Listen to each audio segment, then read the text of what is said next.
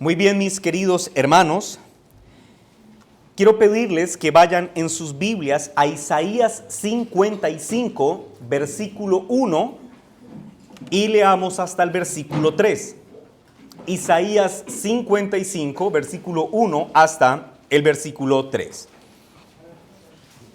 Para los hermanos que toman nota, el título de este sermón es La distorsión del Evangelio y la comercialización de la gracia. Repito, la distorsión del Evangelio y la comercialización de la gracia. ¿Estamos allí en el texto, hermanos, Isaías 55? Amén. Leamos la bendita y toda suficiente palabra de Dios. A todos los sedientos, ¿qué dice el texto? Venid a las aguas, y a los que no tienen dinero, venid, comprad y comed. Venid, comprad sin dinero y sin precio vino y leche. ¿Por qué gastáis el dinero en lo que no es pan y vuestro trabajo en lo que no sacia? Oídme atentamente y comed del bien, y se deleitará vuestra alma con grosura. Inclinad vuestro oído y venid a mí. Oíd y vivirá vuestra alma, y haré con vosotros pacto eterno, las misericordias firmes a David. Amén y amén. Como lo mencioné al inicio de este sermón, por estas fechas las iglesias reformadas, y digo estas fechas me refiero a octubre, las iglesias reformadas en todo el mundo recordamos que Cristo es un rey que es soberano sobre la historia, y que como rey soberano Cristo gobernó providencialmente todos los eventos que ocurrieron hace 508 años allá en la Alemania de Martín Lutero. Eventos que desde entonces y aún antes de que ocurrieran ya empezaban a ser rotulados bajo el nombre de Reforma Protestante.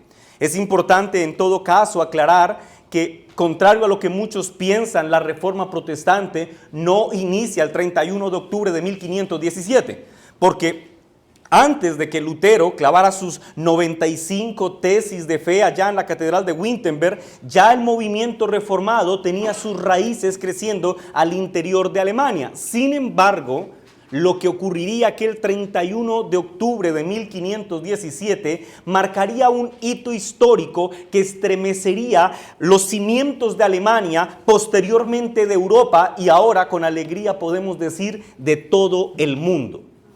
Días previos a que la reforma tomara la forma que tomó a partir de aquella fecha, podríamos decirse que las personas vivían en una época de oscuridad, marcado por lo que definen buenos historiadores como Justo L. González como el absolutismo monárquico y católico. De hecho, una referencia frecuente para determinar el estilo de vida de las personas de aquella época era decir que la Iglesia Católica Romana gobernaba la cuna y la muerte de los hombres. Es decir, desde que nacían y hasta que morían, todo tenía que pasar por la Iglesia, por las manos de la Iglesia Católica Romana.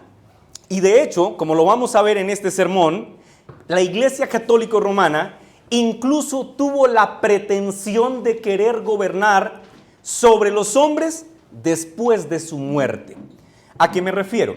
Voy a hacer un apartado histórico, hermanos, para que ustedes presten mucha atención.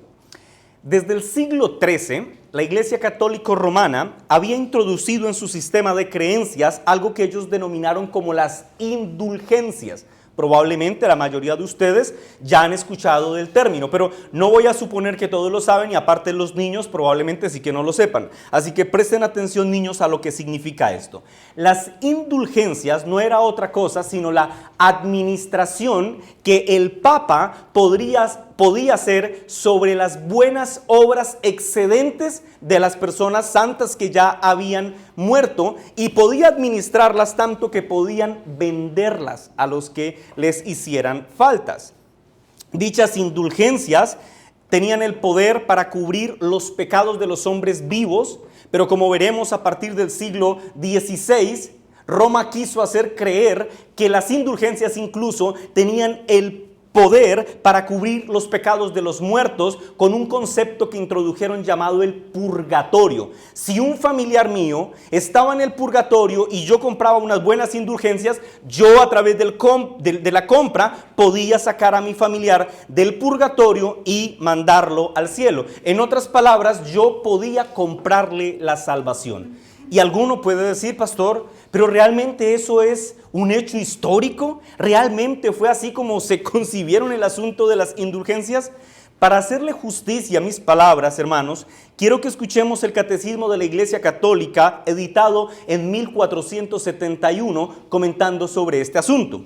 Lo cito: la indulgencia es la remisión ante Dios de la pena temporal por los pecados ya perdonados en cuanto a la culpa, que un fiel, dispuesto y cumpliendo determinadas condiciones, consigue mediante la Iglesia, la cual, como administradora de la redención, dispensa y aplica con autoridad, noten esto, esta es la clave, el tesoro de la satisfacción de Cristo y de los santos.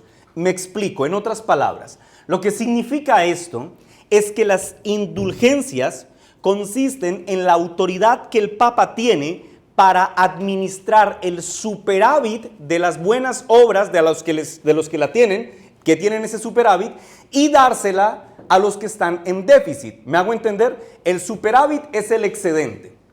El mejor ejemplo que ellos mismos de hecho utilizan es María.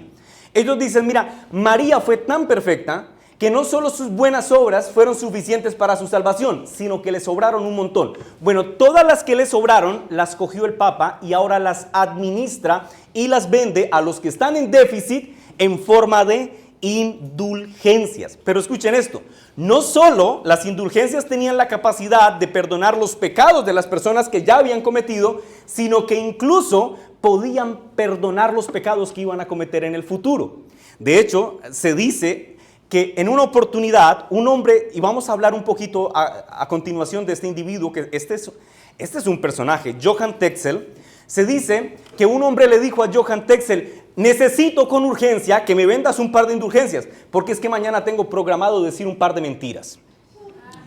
Johann Tetzel, vamos a citarlo, Johann Tetzel dijo lo siguiente: las indulgencias son la dádiva más preciosa y más sublime que nos ha dado Dios. Esta cruz, mostrando una cruz que él llevaba siempre en su mano, dijo, tiene tanta eficacia como la misma cruz de Jesucristo. Venid, oyentes, y yo os daré bulas, por las cuales se os perdonarán hasta los mismos pecados que ustedes tuviesen intención de cometer en el futuro. Esto lo dijo Tetzel. Cómprame las indulgencias si quieres pecar en el futuro para que quedes a paz. Ahora, ¿por qué se vendieron las indulgencias? Bueno, lo primero es quién permitió o revivió estas prácticas. Tengan en cuenta esto. Para los días de Lutero, el Papa era un hombre llamado León X. Los historiadores hablan de León X como un hombre déspota, sumamente inmoral y sobre todo un hombre codicioso a más no poder. Por los días de Lutero, León X estaba construyendo lo que hoy conocemos como la Basílica de San Pedro. Y eso ya llevaba décadas construyéndose y León X tenía la intención meritoria de que cuando él muriera haya dejado construida, finalizada la Basílica de San Pedro. Así que necesitaba dinerito. Pero providencialmente, en lo político, a ver si lo digo bien, lo ensayé y todo, la casa de los Hohenlohe, que eran los que querían tomar la hegemonía alemana, también tenía pleitos económicos. ¿Por qué? Porque uno de sus miembros, llamado Alberto de Brandenburgo, se había endeudado a más no poder con Roma para comprar su nombramiento como arzobispo de Maguncia. Así que estaba muy endeudado. Luego este hombre, que era un emprendedor de la época, dijo, voy a hacer un negocio, voy a revivir el asunto de las indulgencias, que recuerden, esas aparecieron en el siglo XIII, aquí estamos en el siglo XVI. Así que le propone a León X que revivan la práctica de vender indulgencias. ¿Qué creen que dijo León X? Excelente idea, porque él necesitaba dinero, solo que me tienes que dar la mitad de lo que se recoja. Y para cumplir este propósito, yo lo digo así, contrataron un montón de predicadores, mercaderes de la fe que se regaron por toda Alemania vendiendo indulgencias. Entre ellos, el más conocido fue el que peleó con Lutero. De hecho, yo creo que si no hubiera peleado con Lutero, hubiera pasado sin pena ni gloria. Este hombre es Johann Tetzel, de quien les hablé hace un momento. Johann Tetzel, mis hermanos, es descrito en la historia como un hombre sin escrúpulos, que por el dinero estaba dispuesto a hacer lo que fuera. De hecho, hay muchas afirmaciones que Tetzel hizo que fueron sumamente escandalosas en su época y desde luego lo son en nuestros días. Por ejemplo, Tetzel dijo, mira lo que dice Tetzel: yo no cambiaría, por cierto, mis privilegios por los que tiene San Pedro en el cielo. Porque yo, dice Tetzel, he salvado más almas con mis indulgencias que el apóstol Pedro con sus discursos. No hay pecado tan grande que una indulgencia que yo te vendo no te pueda perdonar. Ni aún el arrepentimiento es necesario. ¿Qué personaje? En otra oportunidad Tetzel dijo lo siguiente: pero hay más. Las indulgencias no solo los pueden salvar a ustedes, oh hombres vivos, sino que también pueden salvar a los que ya están muertos. Así que escuchen a vuestros parientes, escuchen a vuestros amigos difuntos que os gritan desde el fondo del abismo: mira, estamos sufriendo un horrible martirio y una limosnita tuya podría librarnos de él. Y dice Tetzel, en el mismo instante en que ustedes pongan la moneda y la moneda resuene en el fondo de esta caja con la que andaba recogiendo dinero, dice, el alma de ese hombre saldrá del purgatorio. Y termina diciéndoles, como de repeso, un regaño: oh gentes torpes, y parecidas casi a las bestias, que no comprendéis la gracia que se os concede a través de mí con las indulgencias. Encima de todo, un regañito, como para que se motivaran más a comprarlas. Bueno, ¿estas aseveraciones les parecieron escandalosas? Totalmente, sí, total. En los días de Lutero sonaron muy escandalosas, sobre todo por las personas mejor informadas. Especialmente estas declaraciones de Tetzel rechinaron en los oídos de un humilde y anónimo, entre otras cosas, monje agustiniano llamado Martín Lutero, que inconforme con los vejámenes que promovía Tetzel, escribió un tratado teológico que estaba conformado por 95 tesis. ¿Ven cómo la historia llega a este punto? Las famosas 95 tesis que él clavaría en las puertas de la catedral de Wittenberg. Ahora, ir a clavar las 95 tesis, mis hermanos, no era un acto revolucionario, era lo que todo el mundo hacía. Quería que alguien leyera lo que escribió. Ese era como su Facebook, por decirlo de alguna forma. Ahora, el punto es que Lutero escribe contra Tetzel porque para él el perdón de pecados o la salvación, visto como algo que puede ser comprado o como algo que se puede obtener a través del mérito o esfuerzo humano, no era más que una afrenta a la obra que Cristo había hecho en la cruz, y por lo tanto le parecía inadmisible permitir que se promoviera la venta de indulgencias. Hermanos, no vamos a leer aquí las 95 tesis, pero solo quiero leerles dos como para que ustedes tengan una idea de lo que contenía este documento. Tesis 36. Todo cristiano verdaderamente arrepentido, escribió Lutero, tiene derecho a plena remisión de pena y culpa, aún sin carta de indulgencias. Tesis 37. Todo cristiano verdadero, vivo o muerto, participa en todos los bienes de Cristo y de la iglesia por don de Dios, aún sin carta de indulgencias. Podría decirse, mis hermanos, que Lutero no soportó que se usara la necesidad espiritual de las personas para obtener lucro. De hecho, un año después, en 1518, Lutero ya estaría hablando directamente con el Papa, no en persona, pero le escribiría una carta en la que le diría lo siguiente: lo que me duele en el alma es ver que bajo tu santo nombre, oh Santo Padre, se predica una doctrina tan sacrílega que para llenar los cofres de Roma vacía las almas de los hombres. ¿Ustedes notaron cómo para este punto de la historia Lutero se refiere al Papa? Oh Santo Padre. Noten, mis hermanos, que Lutero no tenía intenciones de pelear. De hecho, podríamos decir que casi sin saberlo, Lutero estaba encendiendo la llama de la Reforma que para la gloria de Dios sigue encendida hasta nuestros días. Y una prueba de ello, mis hermanos, es que antes de que Lutero publicara las famosísimas 95 tesis, él había publicado otro documento muy poco tiempo antes que se llamó las 97 tesis. ¿Quién sabía o sabe qué dicen las 97 tesis? Nadie, porque eso pasó sin pena ni gloria. Pero lo que muestra esto, mis hermanos, es que Jesús, como Rey soberano sobre la historia, permitió que Lutero escribiera 95 tesis en contra de las indulgencias y también permitió que en sus escritos, no hay tiempo para hablar de esto, pero sus escritos recogieron la inconformidad o la insatisfacción del pueblo en contra de la monarquía y del papado, y esto hizo que esas 95 tesis que se clavaron en las puertas de Wittenberg aquel 31 de octubre de 1517 movieran los fundamentos de toda Europa solo unos años después, y unos años más tarde movieran los fundamentos de todo el mundo. Podría decirse, mis hermanos, que lo que llevó a Lutero unos años más tarde a rebelarse definitivamente contra el papado y la monarquía fue su entendimiento de la gracia de Dios. Lutero entendió que Dios ofrece gratuitamente salvación a los hombres arrepentidos, que no tiene costo para nosotros. La salvación es gratuita. El costo de nuestra salvación ya fue asumido por Cristo en la cruz, y esta verdad revolucionó la historia del mundo. Pero hermanos, ahora piensen en nuestros días.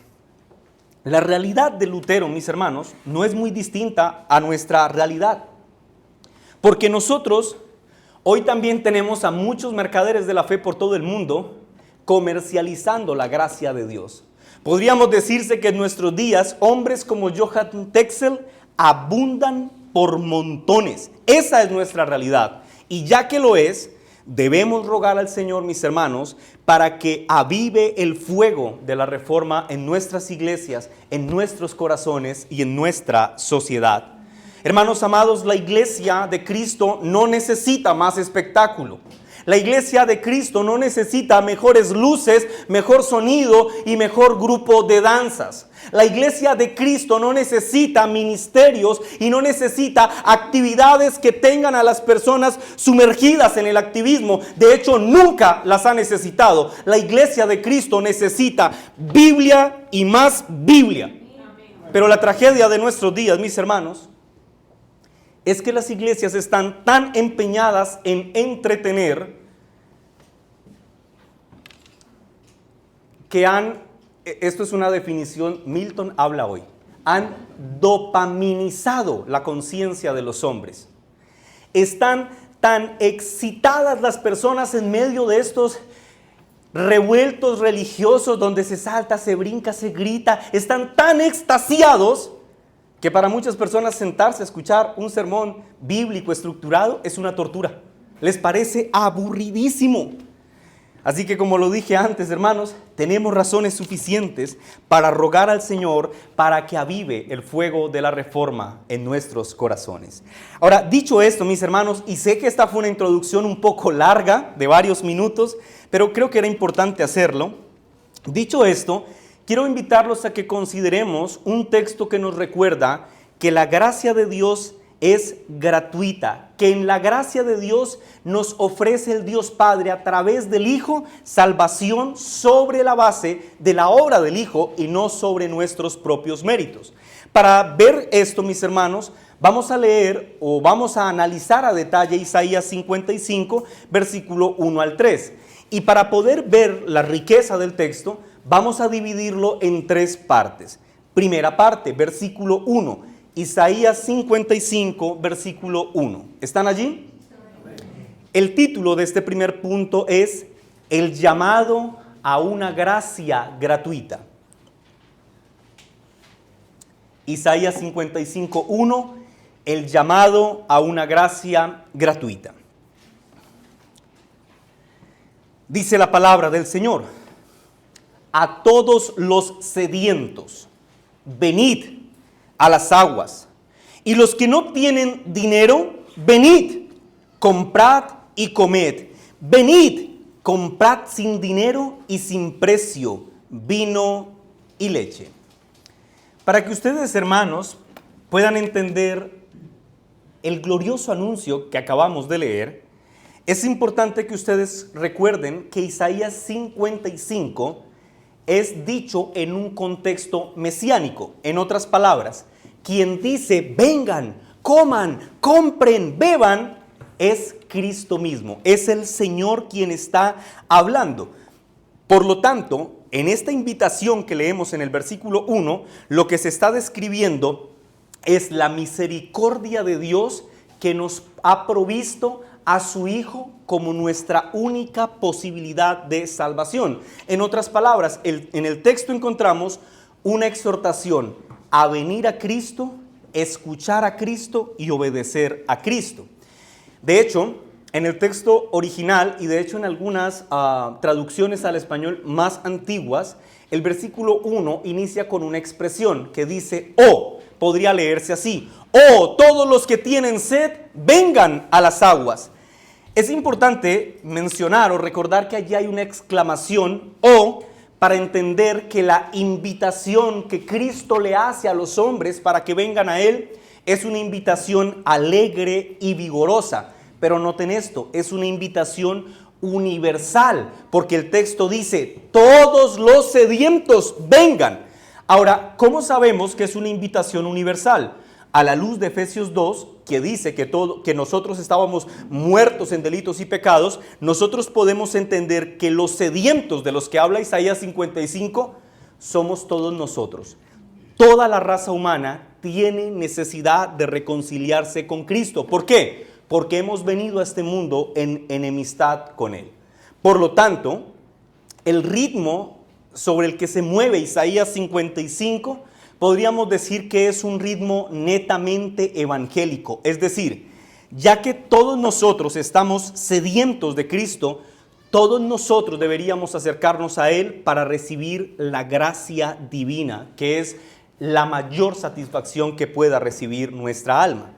Sin embargo, el hecho de que el llamado sea universal, amplio, generoso y honesto a todos los hombres, eso no significa que todos los hombres lo van a aceptar, porque la Escritura misma así lo afirma y nuestra experiencia, desde luego, también lo confirma. ¿Y qué es lo que confirma nuestra experiencia que las Escrituras afirman? Bueno, que muchos escucharán el mensaje del Evangelio, pero muchos de ellos rechazarán la misericordia de Dios que les es ofrecida en Cristo. Están tan inmersos y tan satisfechos en los placeres que el mundo les ofrece que prefieren morir de sed espiritual antes de querer humillarse delante de aquel que podría darle satisfacción a sus corazones. Calvino, comentando este texto, dijo: quienes se alimentan de su propia justicia o imaginación vacía, creen que no necesitan nada. Y por eso entonces rechazan la gracia divina. Bueno, ellos se engañan a sí mismos. Aquellos que están hinchados de orgullo o de una falsa opinión de su propia rectitud, o que duermen en los placeres de su carne, siempre terminan despreciando el bendito evangelio. Ahora yo quiero que ustedes observen esto, mis hermanos. La invitación que Cristo hace a los hombres en este texto, ¿cuál es? Vengan. En 3 oportunidades dice, venid, venid, venid. Luego dice, coman, beban, compren. Pregunto, hermanos, ir, comer, beber, ¿es una tarea dispendiosa? ¿Es una tarea difícil de hacer? No, no lo es. Pero escuchen, aunque no sea una tarea dispendiosa, eso no significa que la invitación no tenga valor. Porque aunque el festín del evangelio está puesto a la mesa, alguien tuvo que pagar un precio para que tú pudieras deleitarse en este festín. Y ese alguien que pagó el precio para que tú te puedas nutrir de la gloria del evangelio, es ese mismo Mesías que está invitando. A precio de su propia sangre, Él nos invita a ir a Él. Y alguno podrá decir, oh pastor, yo entiendo que nos invita a este Salvador, que nos invita, es excelso. Es un rey glorioso. ¿Cómo podría presentarme yo delante de él con mis manos vacías? Es que no tengo que ofrecerle. Hermano, escúchame, justamente es así como la gracia de Dios se ve. No tenemos nada que ofrecer, pero Dios Padre en Cristo nos ha dado todo. Es así como la gracia se ve. El texto dice: venid, comprad sin dinero y sin precio vino y leche. Ahora, escuchen esto. La invitación a venir y comprar es una invitación por fe. Esto, hermanos, lo digo para que se entienda que aquí no se está hablando de dinero en términos materiales. ¿Y por qué es importante hacer esta aclaración? Porque no solamente las personas pobres, hablando en términos materiales, no solamente las personas pobres necesitan de la gracia de Dios. Aún el hombre más acaudalado sobre la tierra necesita recibir lo que Cristo dispensa, gracia para salvación. Todos los hombres venimos a este mundo con esta misma necesidad: recibir perdón de pecados a través de nuestra confianza en el sacrificio que Cristo hizo a nuestro favor. Así que, si estamos en extrema riqueza o en extrema pobreza, lo que sabemos es, por la palabra de Dios, es que el camino a Cristo está abierto y que todos necesitamos ir a Él, porque en un sentido todos nosotros somos pobres y miserables en términos espirituales, que no tenemos forma de librarnos a nosotros mismos de las consecuencias de nuestros propios pecados. Sin embargo, lo que encontramos en este texto es que la gracia de Dios es tan asombrosa, es tan grande, que Cristo nos invita amable y generosamente a ir a estar ante su presencia. Y si vamos, lo que el texto dice es que allí recibiremos toda suerte de riqueza espiritual. John Hill dijo lo siguiente: las almas sensatas saben que no tienen nada.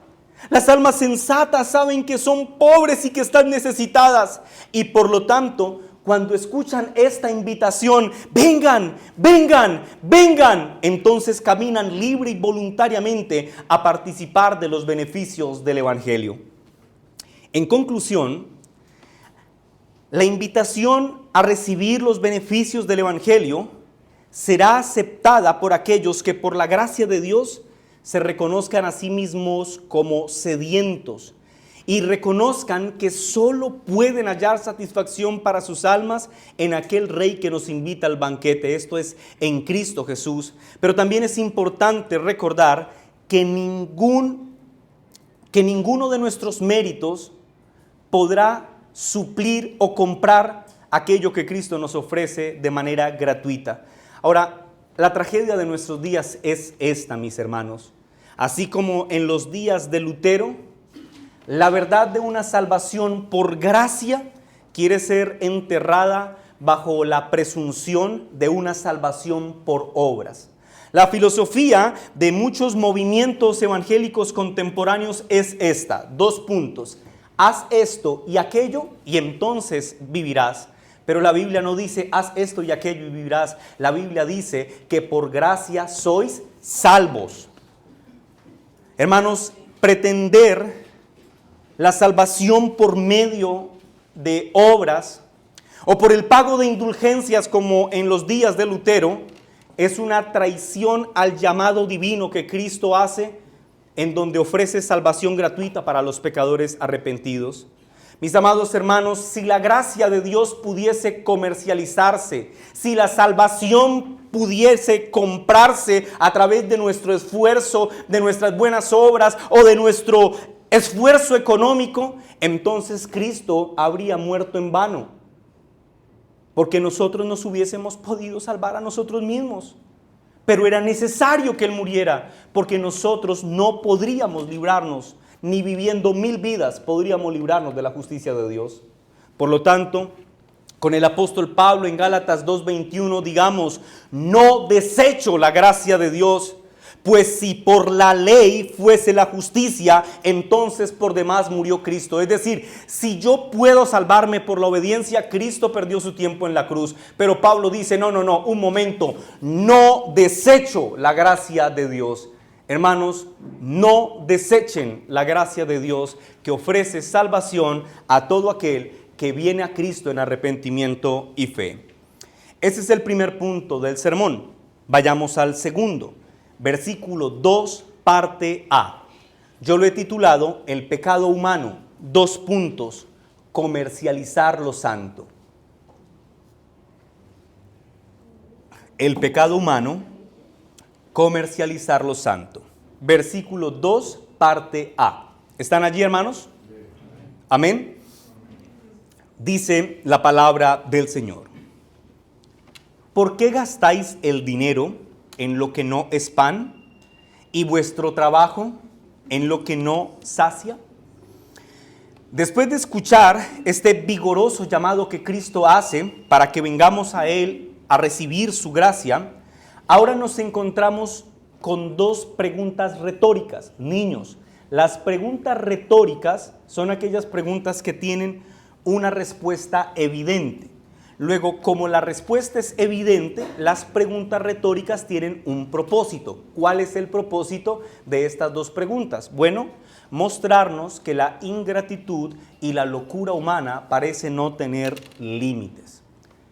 Hermanos, despreciar el agua, la leche, el vino y el pan que Cristo ofrece gratuitamente a los hombres es una locura.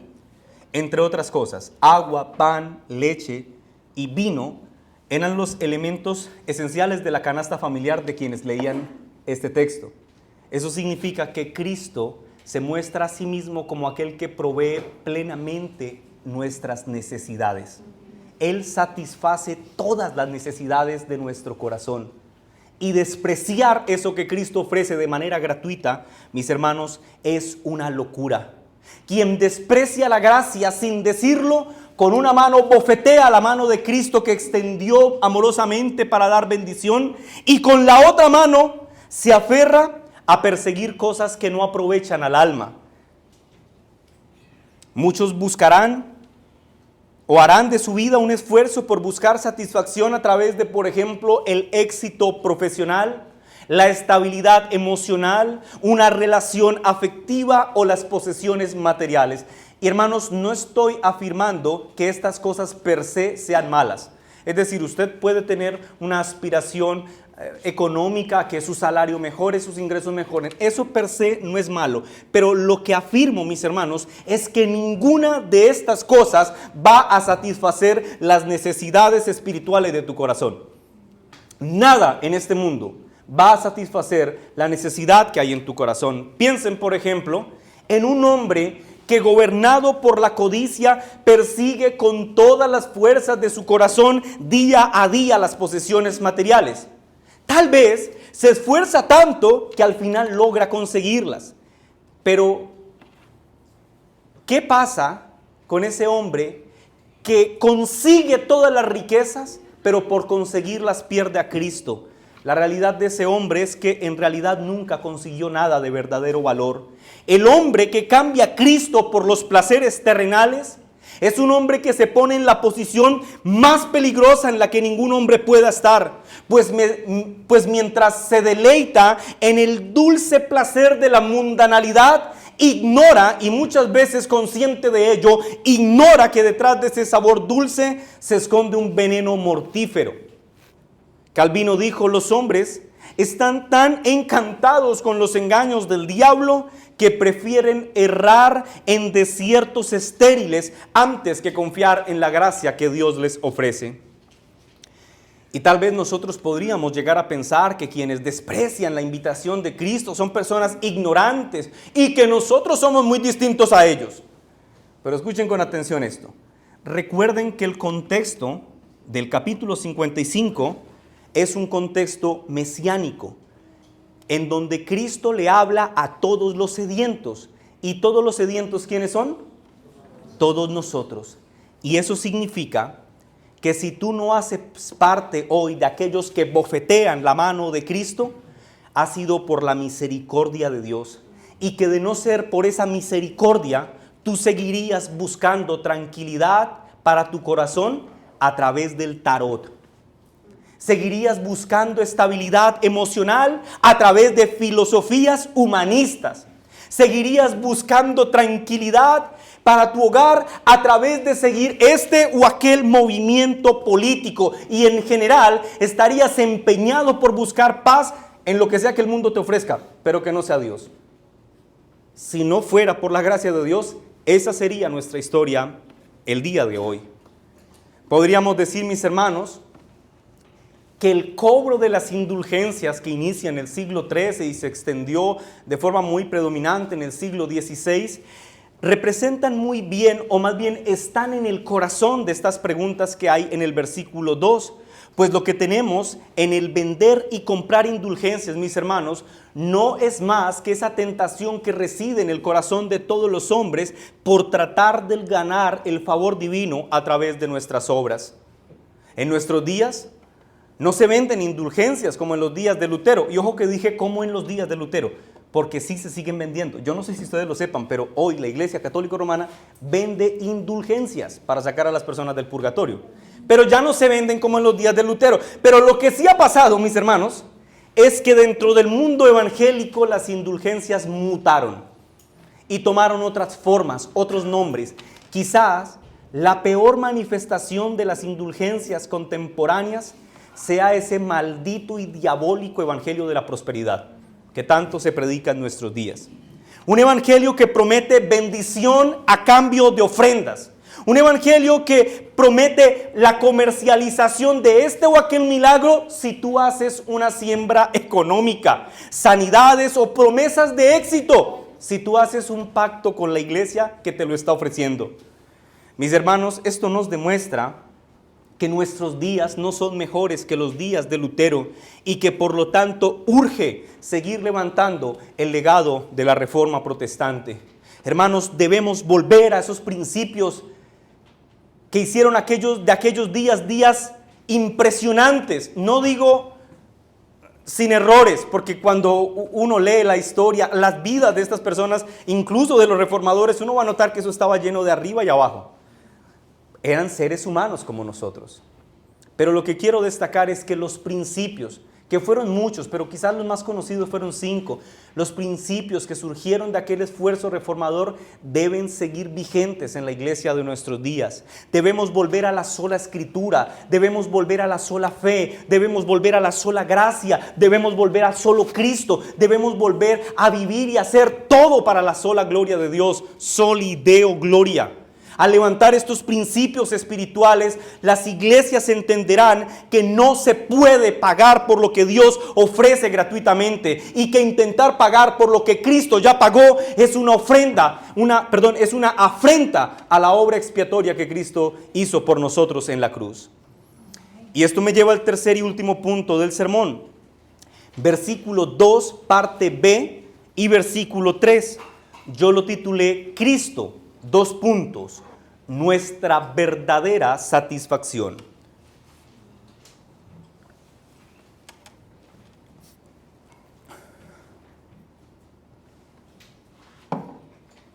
¿Están allí, hermanos, en el texto? Oídme atentamente y comed del bien, y se deleitará vuestra alma con grosura. Nuevamente, miren la idea de oír, versículo 3. Inclinad vuestro oído y venid a mí y oíd, mira la consecuencia, y vivirá vuestra alma y haré con vosotros pacto eterno, las misericordias firmes a David. Amén. Noten que en este texto el rey que invita establece una sencilla condición para la bendición. La condición es: oigan atentamente. Primero, en repetidas oportunidades el Señor dijo: vengan, venid, venid. Ahora a los que han aceptado venir les dice: oigan. Y esto significa, mis hermanos, que no basta con venir. Es necesario venir para oír. Pero oír no significa solo recibir información. Oír significa comprometerse con la información que se ha recibido. En otras palabras, aquel que quiera vida espiritual debe venir a Cristo, debe escuchar a Cristo, debe creer a Cristo y debe comprometerse a vivir según Cristo lo ha establecido. Si ustedes, hermanos, le hacen como un alejamiento al texto, iba a decir zoom, pero zoom es acercarse. ¿Y cómo es alejarse? Los más tecnológicos. Le hace un zoom al contrario y se aleja del texto. Eso es un pragmatismo lo que. Y se aleja del texto. Ustedes notarán, mis hermanos, que todo el capítulo 53, 54 y 55 es un anti-zoom bien grande. Tiene como propósito comunicar esta verdad, que el hombre no puede satisfacer las necesidades de su corazón en ningún lugar diferente a Cristo. Hermanos, todas las riquezas y todos los placeres que el mundo nos ofrecen no son más que un consuelo y una satisfacción momentánea o transitoria.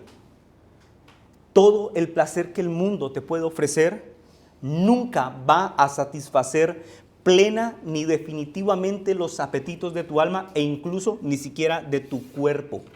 Porque aún como dijo Salomón, todo es vanidad y aflicción de espíritu. El hombre que codicia la inmoralidad en su corazón nunca va a tener un hasta aquí. Siempre va a querer más. El que es codicioso nunca va a decir tengo lo suficiente. Siempre va a querer más.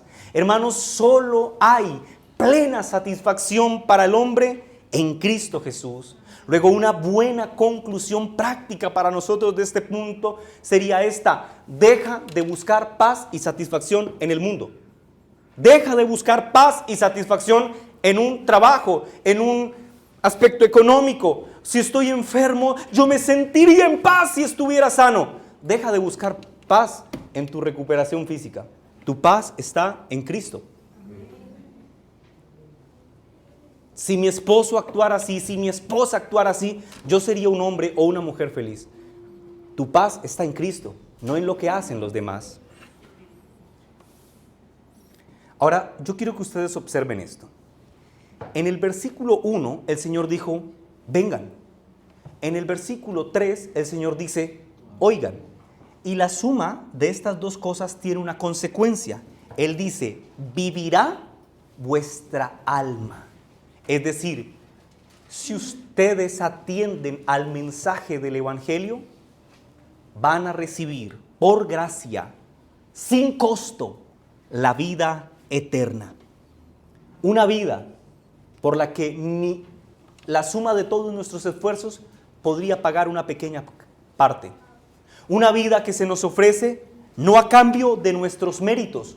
Lo único que debemos hacer es tener un oído dispuesto y un corazón atento a someternos a la palabra de Cristo. Ahora observen esto para finalizar. Mi texto finaliza diciendo, haré con vosotros, nosotros, pacto eterno, las misericordias firmes a David. Menciona a David para recordarnos el pacto davídico, pero para hacernos específicamente saber que en el corazón del Evangelio está el Hijo de David, quien pagó el precio de nuestra salvación y ahora está a la diestra del Padre intercediendo en favor de su iglesia y llamando para sí mismo hombres y mujeres de todo pueblo y toda nación. La prueba de que esto es cierto es que tú y yo, Colombia, Palmira, estamos aquí reunidos. Luego el profeta finaliza diciendo, las misericordias firmes a David. Esta es una forma de recordarnos que el pacto, el nuevo pacto que el Señor establece en la simiente de David, es un pacto inquebrantable. Y que el bien que Dios dijo que traería a su pueblo, a esos que vienen y lo escuchan y se comprometen con su verdad, es un bien que Él ciertamente hará sí o sí. En otras palabras, en Cristo, el Hijo de David, todas las promesas del Evangelio son sí y amén. En Cristo, mis hermanos, estamos seguros de que sí vamos a recibir los beneficios eternos de la gracia de Dios. Las bendiciones del pacto, mis hermanos, son seguras para quienes por la fe nos aferramos a Cristo. Su sangre fue el precio que se tuvo que pagar, y ahora quienes estamos en Cristo estamos seguros y tenemos la certeza de que aunque pasemos por valle de sombras y muerte, un día gozaremos de la plenitud, del gozo y de la alegría de estar en la presencia de Cristo por siempre y para siempre. En síntesis, aprendemos de este texto que la salvación no se compra. La salvación se escucha, se cree y se obedece. También aprendemos que el pacto eterno prometido a David se cumple en Cristo, quien derramó su sangre para el perdón de nuestros pecados. La terrible tragedia de nuestros días, que fue la misma tragedia de los días de Lutero, es que la iglesia olvidó esto que acabo de afirmar. Se pervirtió el evangelio y se comercializó con la gracia y se nos hizo costumbre. Se nos hizo costumbre. Hace poco estuve en un lugar donde me dijeron, como yo sé que tú quieres ir a la iglesia, te vamos a llegar a una iglesia bíblica. Y yo me puse contento. Dije, qué bueno. El mensaje era, porque no llaman al sermón, no lo llaman sermón, son mensajes. Los 3 enemigos de tus sueños. 2 puntos. El miedo, la inseguridad y la envidia. Parece risible, mis hermanos, pero es una tragedia.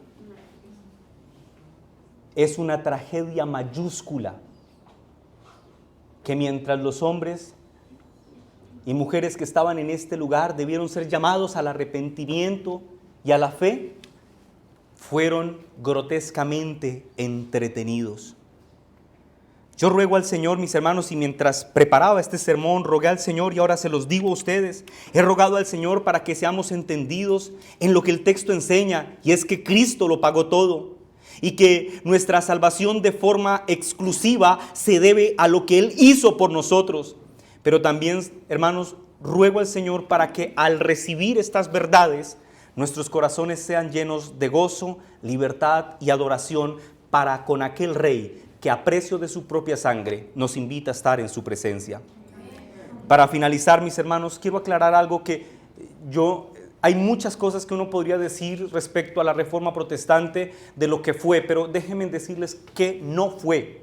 Llévense esto en el corazón también. La Reforma Protestante no fue un movimiento político, aunque sí se gestó en un ambiente muy político. Pero lo que la Reforma Protestante sí fue un despertar espiritual que exaltó la gracia de Dios en la salvación de los hombres, y por lo tanto tú y yo debemos sentirnos orgullosos de celebrar esta bella herencia reformada en nuestros días.